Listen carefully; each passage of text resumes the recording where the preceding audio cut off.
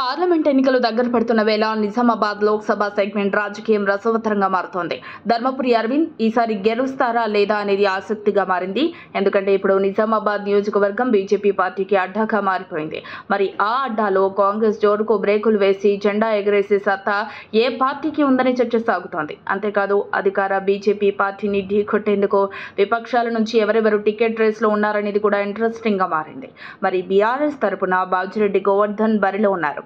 ఇక బీజేపీ తరపున sitting MP Dharmapuri Arvind ఉన్నారు. ఇక కాంగ్రెస్ ఎంపీ అభ్యర్థి ఎవరనేది తేలాల్సి ఉంది. నిజామాబాద్ కాంగ్రెస్ ఎంపీ అభ్యర్థి రేసులో ఇప్పటికే ఎమ్మెల్సీ జీవన్ రెడ్డి పోటీకి సై అంటున్నారు. అయితే ఆయనకు జిల్లాలో క్యాడర్ ఏ మేరకు సహకరిస్తోందన్న చర్చ జోరుగా నడుస్తోంది. బాల్కొండ నుంచి ఎమ్మెల్యేగా పోటీ చేసి ఓడిపోయిన ముత్యాల సునీల్ రెడ్డి నిజామాబాద్ టికెట్ ఆశిస్తున్నారు.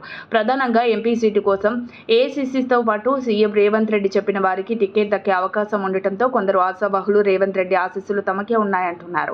అయితే బుధవారం నారాయణగూడలోని పద్మశాలి భవన్లో జరిగిన తెలంగాణ ప్రాంత పద్మశాలి రాష్ట్ర కార్యవర్గ సమావేశంలో మాజీ ఎమ్మెల్యే, రాష్ట్ర ఖనిజాభివృద్ధి సంస్థ చైర్మన్ ఈరావత్రి అనిల్ కుమార్ మాట్లాడుతూ కాంగ్రెస్ హైకమాండ్ 5 బీసీలకు ఎంపీ టికెట్లు కేటాయిస్తామని హామీ ఇచ్చిందని, నిజామాబాద్ టికెట్ తనకు కేటాయించే అవకాశం ఉందని అనిల్ కుమార్ ఆశాభావం వ్యక్తం చేశారు.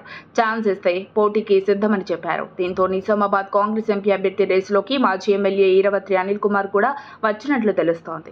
నిజామాబాద్లో బీఆర్ఎస్ బీజేపీ అభ్యర్థులను ప్రకటించి కాస్త దూకుడు ప్రదర్శిస్తుంటే కాంగ్రెస్ ఇంకా అభ్యర్థి వేటను కొనసాగిస్తోంది. మరి నిజామాబాద్ కాంగ్రెస్ ఎంపీ అభ్యర్థి ఎవరో త్వరలోనే తేలిపోనున్నట్లు గాంధీ భవన్ వర్గాల టాక్. మరిన్ని అప్డేట్స్ కోసం మా కాయ్ టీవీని సబ్స్క్రైబ్ చేసుకోండి. మా వీడియో కనుక మీకు నచ్చినట్లయితే లైక్ చేయండి, షేర్ చేయండి.